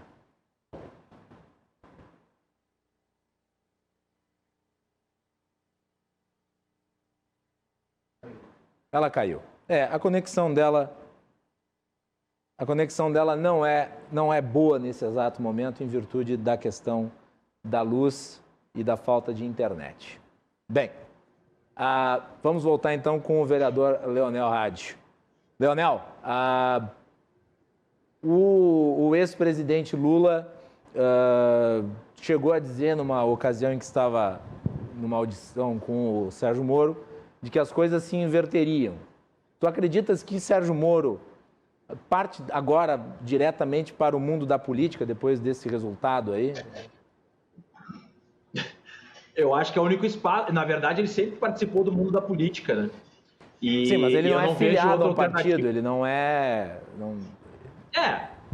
Ele não está... Ele não é filiado, mas eu acredito que ele não tenha outra... Lógico, ele tem muita advocacia para muito espaço, né, de trabalho jurídico aí que ele pode fazer, que ele está fazendo com empresas, inclusive empresas que foram investigadas pela Lava Jato.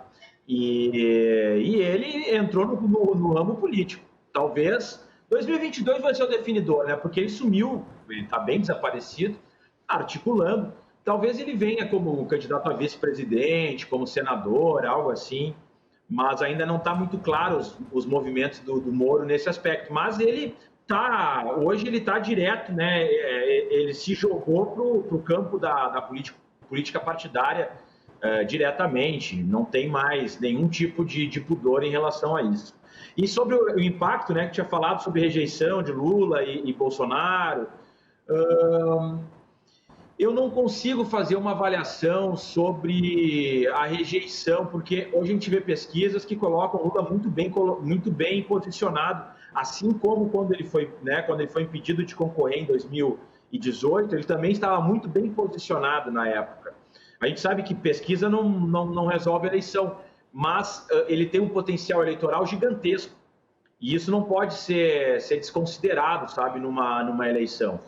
E eu acredito que ele coloca, sim, uma pedra no sapato do Bolsonaro nesse momento, principalmente da forma irresponsável e criminosa que o Bolsonaro está lidando com os aspectos da Covid. Então, eu vejo com bons olhos assim, a introdução do Lula nesse jogo e potencializa, sim, a derrota do Bolsonaro nesse momento. Claro, a gente está fazendo uma avaliação de contexto atual, né? Não de longo prazo. Vereadora Nádia, agora nós acho que conseguimos conexão com ela. Qual que é a avaliação que a senhora faz do impacto político da decisão do Fachin? Vamos conseguir ouvi-la?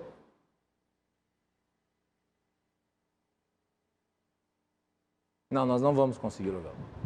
Produção, não tem jeito. A comandante Nádia não tem condições, em termos de qualidade técnica, participar do programa em virtude dessa situação.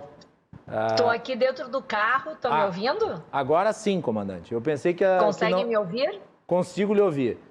Eu queria a sua avaliação... De áudio? Consigo lhe ouvir. Lhe ver não consigo nesse momento, mas lhe ouvir sim.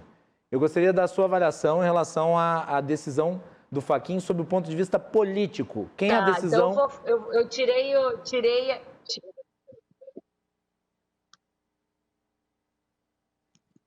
Alô? Olá, estão me ouvindo? Sim, Nádia, estamos lhe ouvindo. Tá conseguindo me ouvir? Tá. Primeiro eu quero dizer, eu ouvi umas partes do que foi falado, que o Lula foi proibido de concorrer em 2018, né? Ele não foi proibido, ele estava preso, né? Então tem uma certa diferença entre ser proibido de concorrer e estar preso e não poder, por óbvio. Acredito que essa decisão do ministro Fachin, e volto a dizer, uma decisão monocrática, uma decisão nada democrática, uma decisão em que ele decide o que é certo e errado. E volto a dizer, depois de 4 anos com o processo, depois apenas de 4 anos, ele foi se dar conta que havia um erro de caráter processual, não de análise do mérito, e que encaminha todo esse processo para Brasília. E aí a gente tem que pensar o seguinte, né, Macalossi, que provas podem ser desabonadas pelo tempo que se passou, interrogatórios que foram feitos e que podem ser simplesmente provas destruídas. Para o Brasil, efetivamente, na questão política, muda que provavelmente o Lula com essa benécia toda do ministro Fachin, poderá vir a concorrer. Mas não acho que ele venha fazer grandes ondas, vai ser uma marolinha chegando. E outra sorte, o que mais me preocupa não é o caráter se o Lula vai concorrer ou não, mas principalmente a questão da falta de credibilidade que o Brasil vai ter nesse momento, em que nós temos um ministro que simplesmente joga fora muitas provas, um ministro que desconsidera o TRF-4, e aqui eu quero lembrar das falas que aqui tiveram, e que o TRF-4 foi muito importante na decisão, inclusive aumentando a pena do Lula. Lembro aqui o desembargador Thompson, um excelente jurista, legalista, imparcial, e que teve ali seu posicionamento muito forte para com a nossa legislação e a nossa Constituição.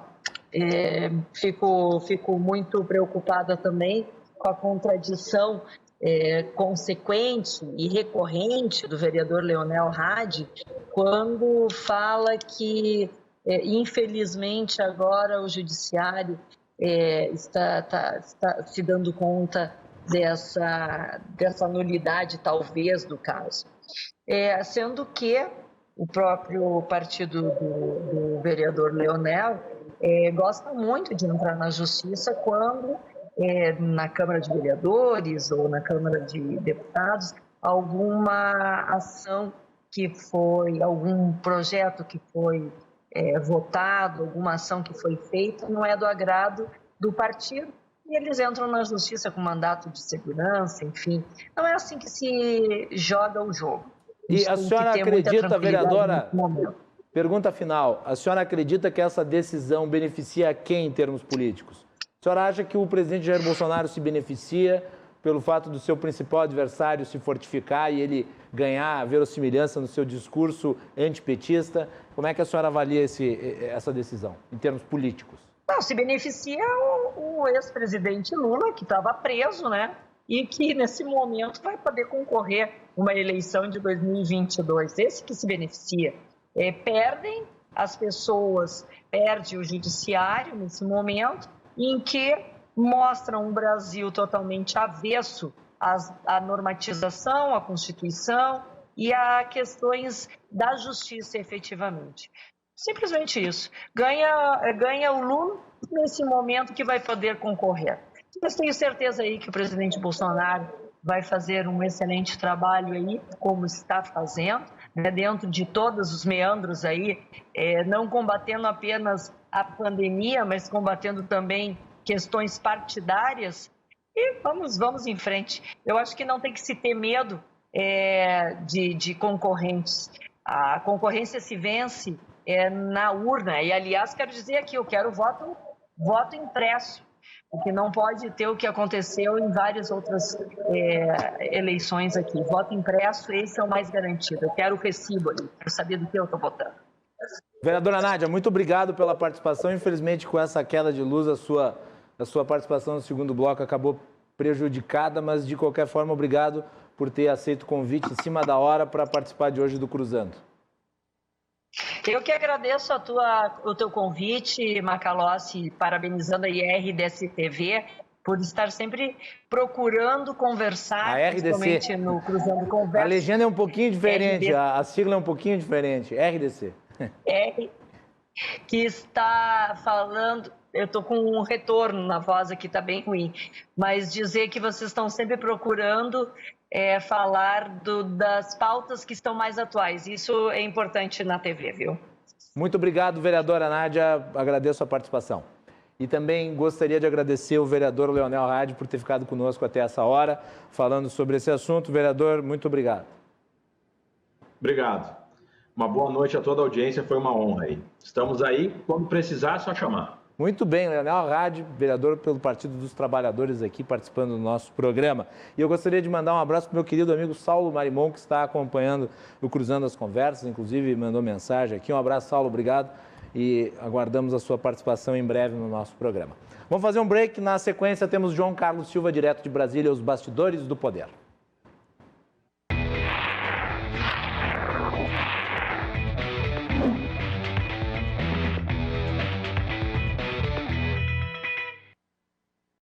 Sabia que para aumentar a arrecadação no Estado, basta o governo aplicar a mesma alíquota da Previdência das Forças Armadas aos militares estaduais, de 10,5%, e que isso representa um aumento de 80 milhões de reais por ano? Isto mesmo, 80 milhões de reais por ano. O governador do estado não está querendo cumprir a Lei 13.954/19, que determina a alíquota de 10,5%. O projeto que vai para a Assembleia Legislativa prevê a cobrança de alíquotas progressivas, de 7,5% a 22%. Se for aprovado, mais de 40 mil militares ativos, inativos e pensionistas terão um salário reduzido. A tropa está no limite e o remédio não é reduzir salário. A manutenção do sistema de proteção social em simetria com as Forças Armadas representa respeito à sociedade gaúcha e aos militares estaduais. Na hora em que você mais precisa, conte com quem sabe fazer. Atendimento personalizado pensando especialmente em você. Profissionais capacitados, relação humanizada. Há 5 anos, a JF Home Care está aqui para levar conforto e amparo para a sua família. JF Home Care. Nossa missão é cuidar bem. Março vem aí e você não pode ficar de fora dos novos horários da nossa programação. Ao meio-dia, gols, jogos de tirar o fôlego, informação e muita análise no RDC Esporte, com Ribeiro Neto e Guilherme Paz. Já entra aí no seu smartphone, no seu notebook, tablet e tudo mais. Logo em seguida, à 13h, muita resenha e debate com Rogério Amaral no Virando o Jogo. Porque esse é o teu jogo do campeonato, amigo. Às 14h, você é o convidado de Cláudio Andrade e Yasmin Luz para o portal RDC, que traz muita informação, entrevistas e, é claro, bom humor. A gente vai falar sobre isso no portal RDC. A partir das 6, Nelton Calil abre seu apetite com o Gourmets na TV. Coisa boa.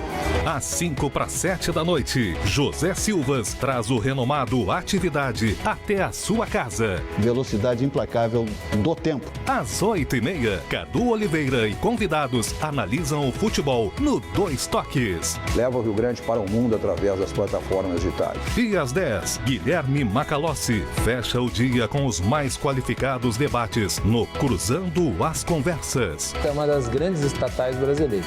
Assista a nova programação da RDC TV nos canais 24 e 524 da Claro Net TV e na plataforma digital de sua preferência. RDC TV, o Rio Grande se conecta aqui.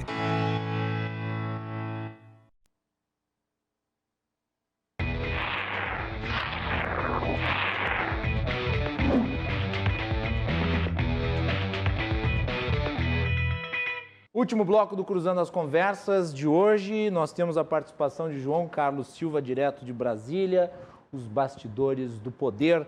João, tudo bem, meu querido? Como é que tu tá? Tudo bem, Macalossi? Como é que estamos? Tudo bem?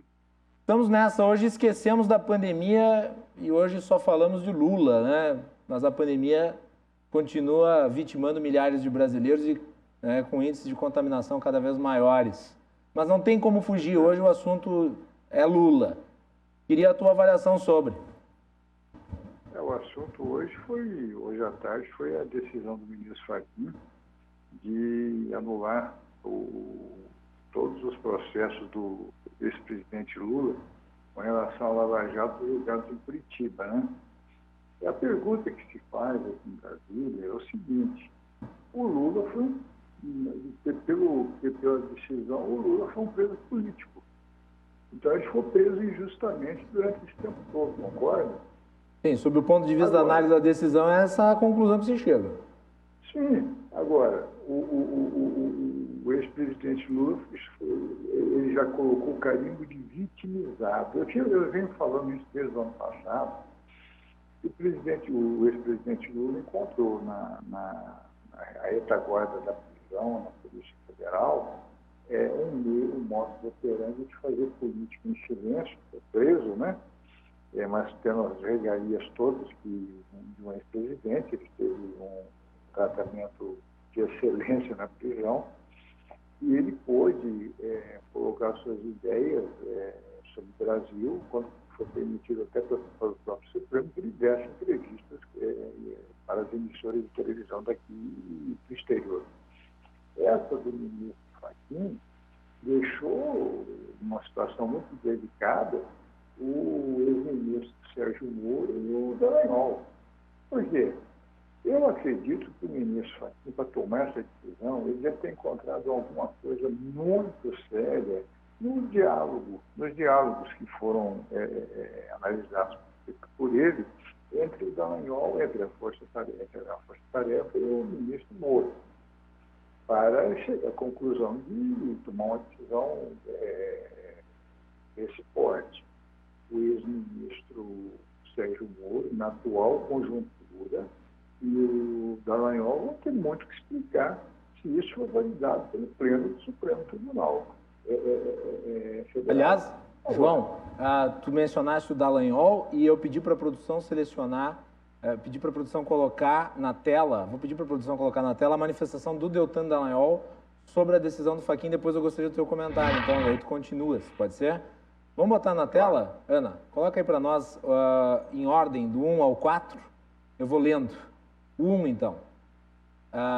Diz ali, então, o Deltan Dallagnol, procurador da Lava Jato, ex-coordenador da Lava Jato. Hoje o Supremo Tribunal Federal anulou as condenações do ex-presidente Lula na Lava Jato por entender que seus processos deveriam ocorrer em Brasília e não em Curitiba. É preciso dizer 3 coisas sobre isso. 1. A condução dos casos em Curitiba foi decisiva N vezes pelos tribunais, inclusive a STF, e assim seguiu as regras do jogo então existentes. Contudo, houve uma expansão gradativa do entendimento do STF de que os casos da Lava Jato deveriam ser redistribuídos pelo país. Pode passar para o próximo. Assim, recentemente, o STF retirou de Curitiba casos envolvendo políticos do MDB em corrupção na Transpetro, do grupo Petrobras.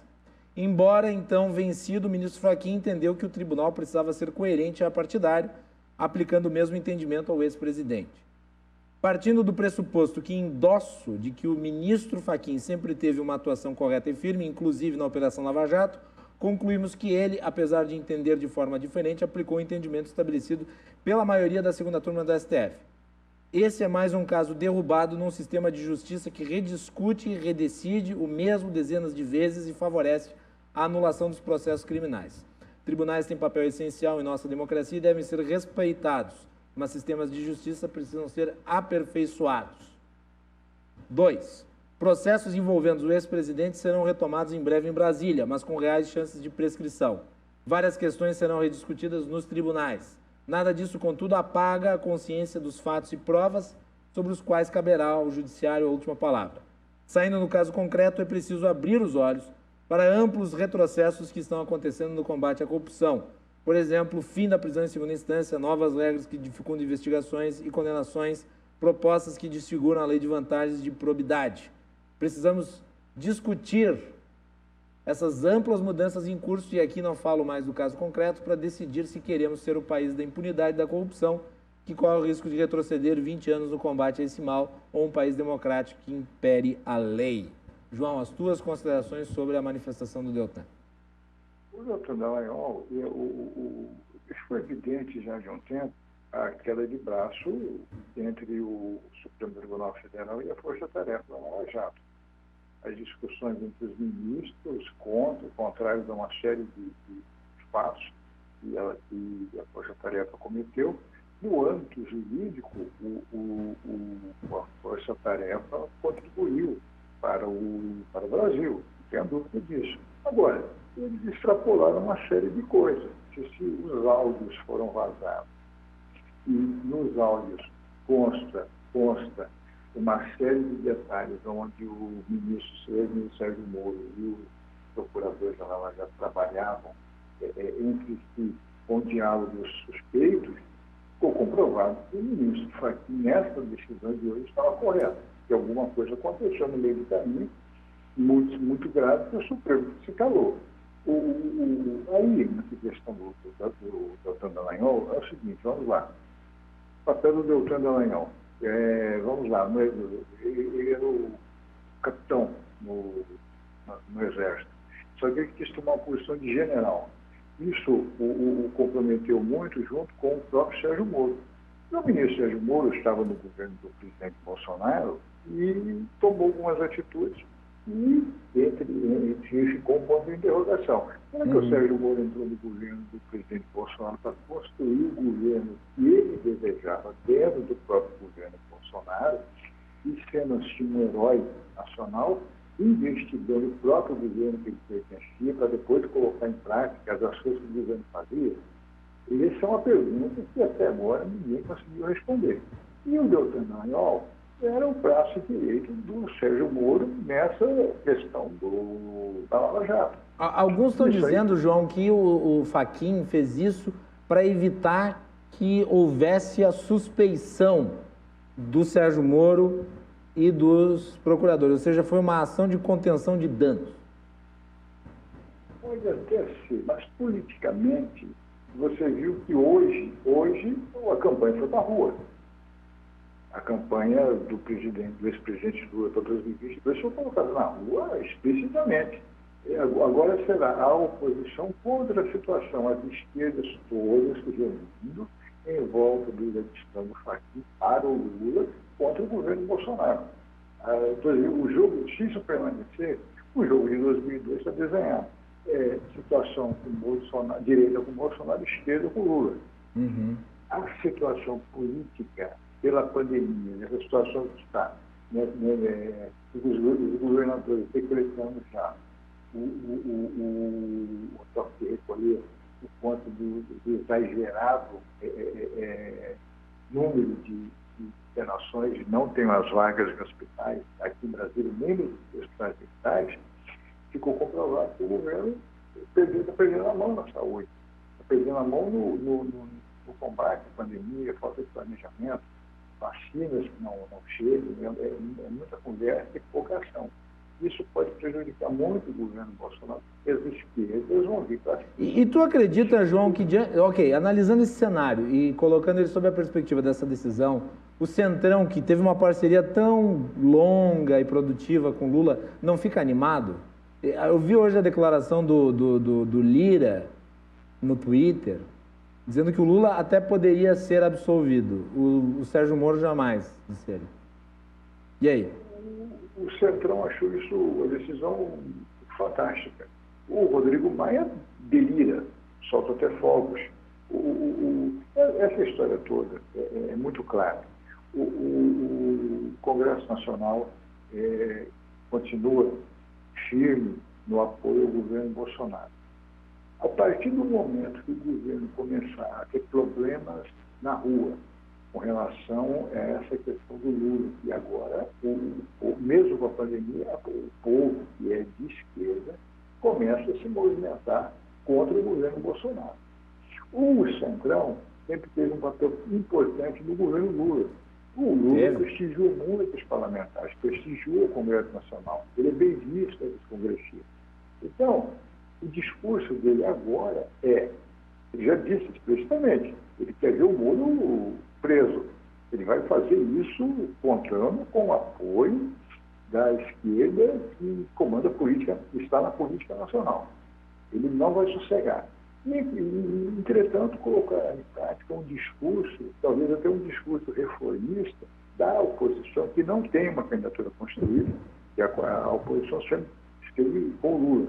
O Lula preso, o discurso esfriou. Com o Lula solto, e agora nessa possibilidade de ter o discurso do Lula está muito efervescente e vai se aquecer muito com críticas ao governo Bolsonaro. Então, hoje a esquerda e a oposição têm uma pessoa que